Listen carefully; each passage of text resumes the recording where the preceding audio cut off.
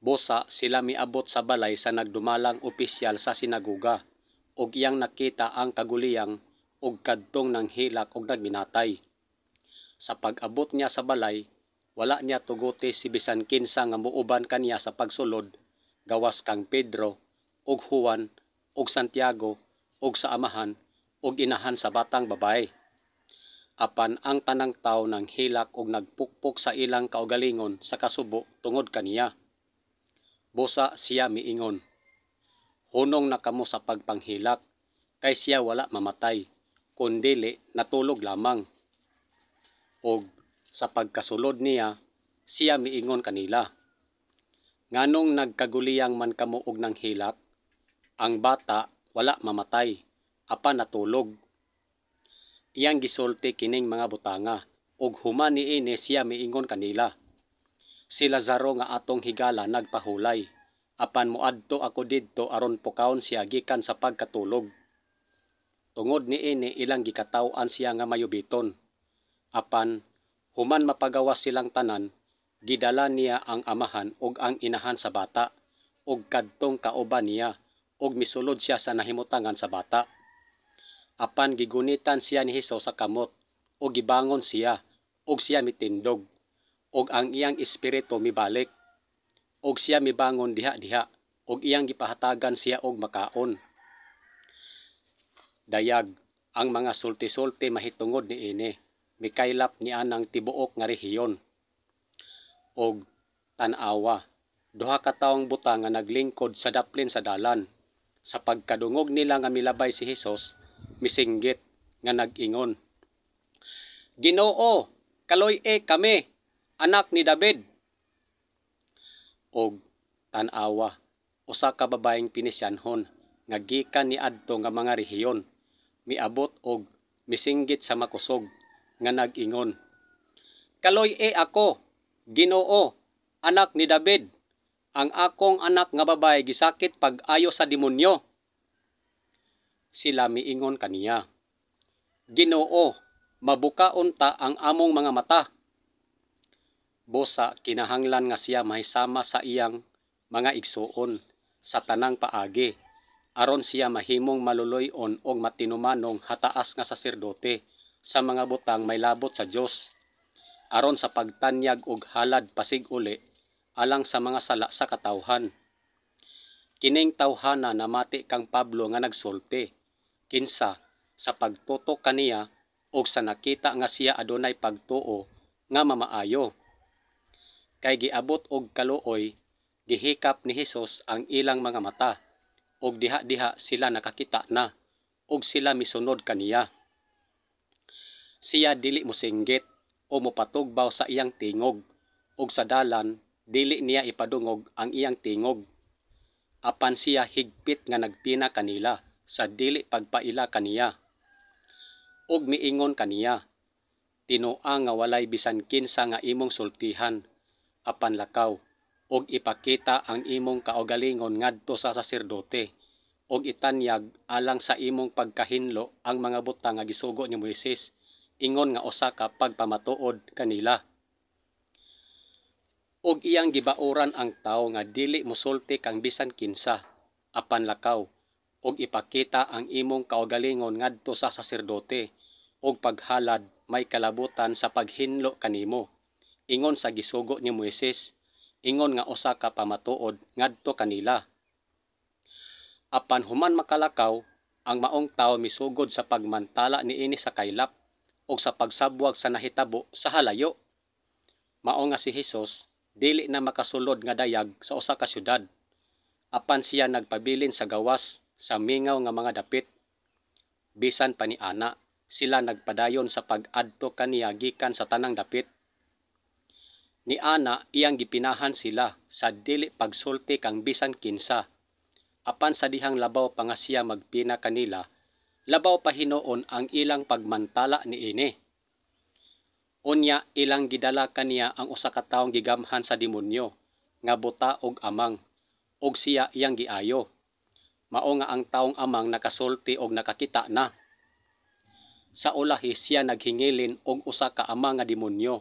Human mugula ang demonyo, ang amang nga tawo misulti. ug ang mga panon sa katawhan nahibulong. Mao nga ang panon sa katawhan nahibulong sa nakita nila, ang mga amang nga nagsulti, ug ang mga bakol nga naglakaw, ug ang mga buta nga nakakita, ug ilang gihimaya ang Dios sa Israel. Ni ana siya mibangon, ug diha-diha gialsa ang iyang tihiras, ug mipahawa sa atubangan nilang tanan. Mao nga silang tanan nahibulong pag-ayo, ug ilang gihimaya ang Dios nga nag-ingon, wala gayud kita sukad makakita og sama niini. Sa pagkadungog niini, ang mga Parisiyo miingon, kining tawhana dili maghingilin sa mga demonyo, gawas nga pinaagi kang Beelzebub ang magmamando sa mga demonyo. Lain pa, ang mga iskriba nga nangabot gikan sa Jerusalem nag-ingon, anaa kaniya si Beelzebub, ug siya naghingilin sa mga demonyo, pinaagi sa magmamando sa mga demonyo. Apan may pipila kanilang miingon, siya maghingilin sa mga demonyo, pinaagi ni Beelzebub nga magmamando sa mga demonyo. Unya milibot siya lokop sa tibuok Galilea nga nagtudlo diha sa ilang mga sinagoga, ug nagwali sa maayong balita sa gingharian, ug nag-ayo sa tanang matang sa balatian, ug sa tanang matang sa kaluyahon sa taliwala sa mga tao. Apan ang mga panon sa katawhan kay nakahibalo niini, misunod kaniya, ug sila gidawat niya nga maluluton, ug iyang gisuginlan sila mahitungod sa gingharian sa Dios, ug iyang giayo kadtong nagkinahanglan nga pagaayohon. Karon sa dihang siya mikawas na, iyang nakita ang usa ka dakong panon sa katawhan, ug siya naluoy kanila, ug siya nag-ayo sa ilang mga masakiton. Kay ang atong hataas nga saserdote, dili usa nga dili mobati sa atong mga kaluyahon, kundili usa nga nasulayan sa tanang paagi sama kanato, apan walay sala, nga maoy mag-una kanila sa paggula, ug maoy mag-una kanila sa pagsulod, ug maoy magdala kanila sa paggula, ug maoy magdala kanila sa pagsulod, aron ang katiguman ni Jehova dili mahisama sa mga karnero nga walay magbalantay. Busa siya miingon, nakita ko gayod ang tanang Israelinhon nga nagkatibulaag sa kabukiran, sama sa mga karniro nga walay magbalantay. Og si Jehova nagkanayon, ini sila walay mga agalon, papaulia ang matag usa kanila ngadto sa iyang balay diha sa pakigdait. Og sila nagkatibulaag tungod kay walay magbalantay, mao nga sila nahimong pagkaon sa tanang ihalas nga mananap sa kapatagan, og sila padayong nagkatibulaag. Bueno, sa pagkawas, iyang nakita ang usa ka dakong panon sa katawhan, apan siya giabot og kaluoy kanila, tungod kay sila nahisama sa mga karniro nga walay magbalantay, ug siya misugod sa pagtudlo kanila og daghang butang. Unya siya miingon kanila, sa pagkatinuod, dako ang alanihon, apan diutay ang mga mamumuo. Busa pangamuyo kamo sa agalon sa pagpangani, nga magpadalag mga mamumuo ngadto sa iyang pagpangani. Dili ba moingon man kamo nga aduna pay 4 ka bulan sa dili pa moabot ang pag-ani? Tan-awa, ako magaingon kaninyo. Iyahat ang inyong mga mata og lantawa ang kaumahan, nga kini puti na aron anihon. Ug ang kaaway nga nagpugas kanila mao ang yawa, ang pag-ani mao ang katapusan sa sistema sa mga butang, ug ang mga mag-aani mao ang mga manulunda. Unsaon sa baylo nila pagwali gawas kung sila gipadala? Ingon sa nahisulat, pagkatahom sa mga tiil ni adtong nagapahayag sa maayong balita sa maayong mga butang. O giporma niya ang usa ka pundok sa napulog duha nga ginganlan usab niyag mga apostoles, aron makapadayon sila sa pag-uban kaniya, ug aron ikapadala niya sila sa pagwali ug makabaton og awtoridad sa paghingilin sa mga demonyo.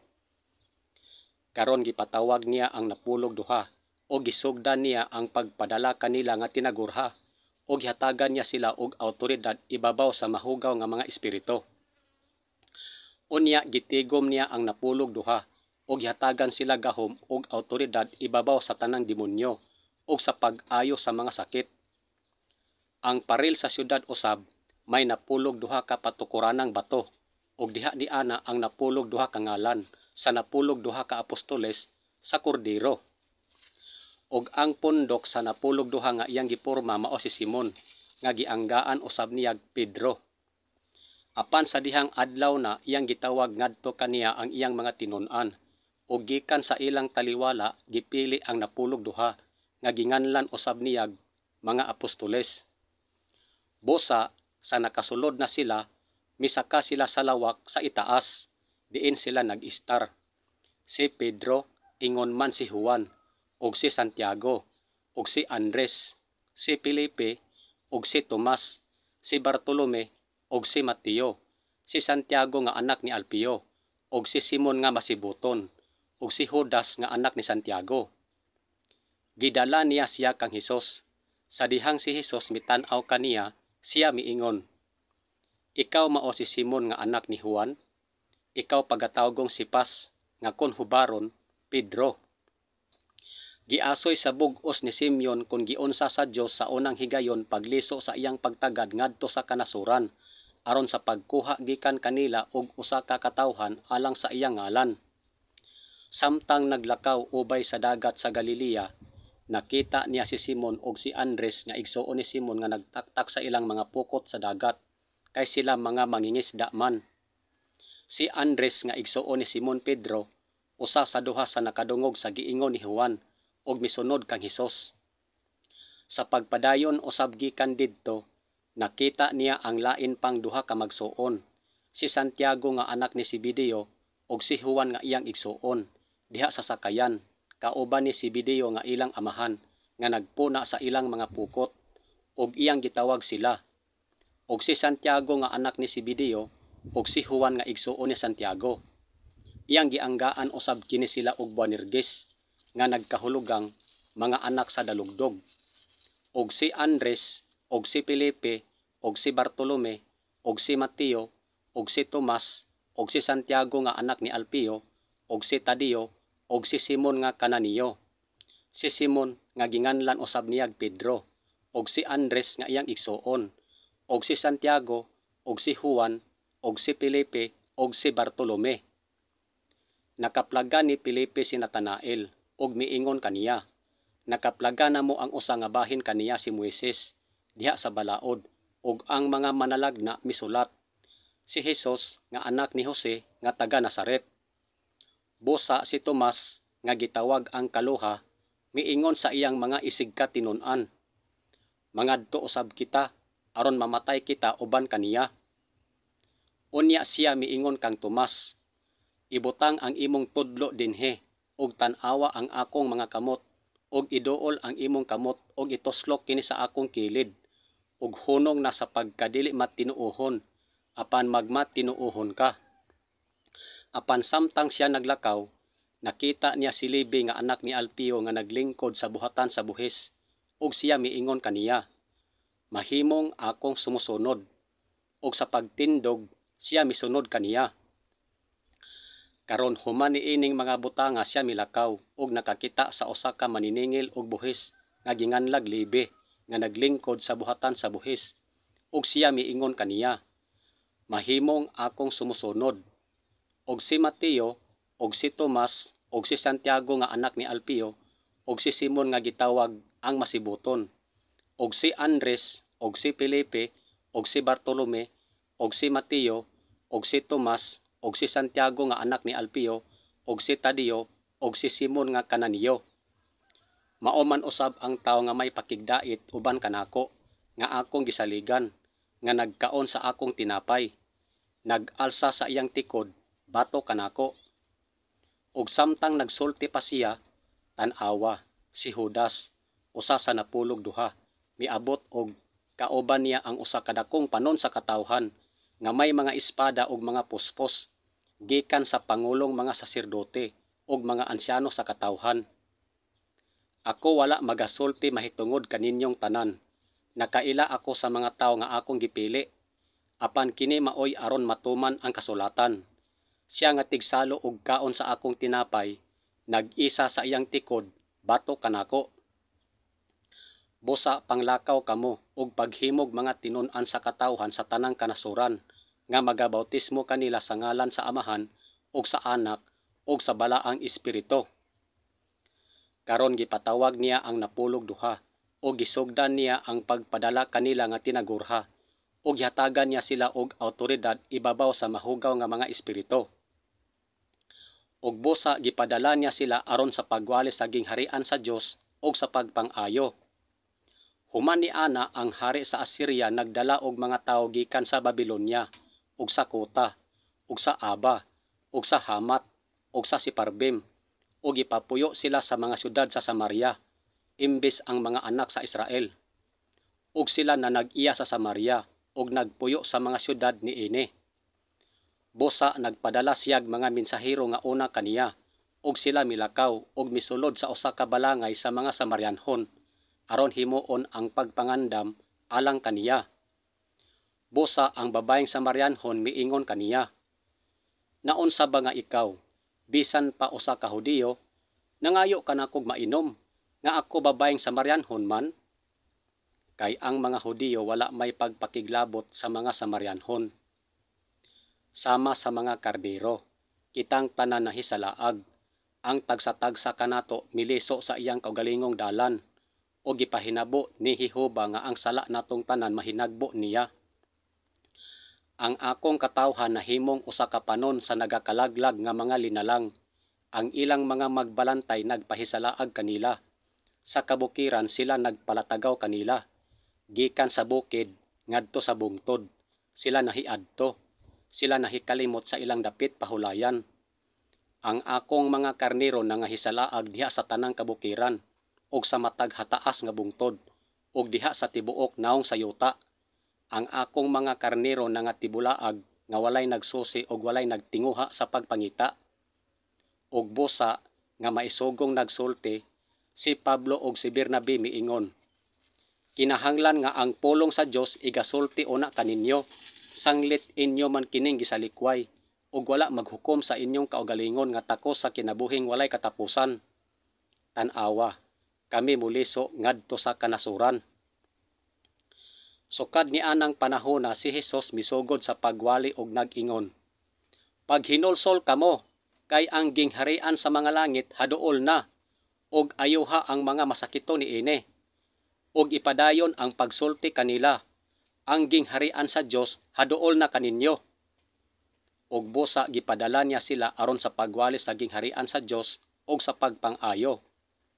Apan si Pedro miingon kaniya, "Malaglag paunta ang imong plata uban kanimo, tungod kay ikaw naghuna-huna nga makapanag-iya sa walay bayad nga gasa sa Dios, pinaagig sa lapi."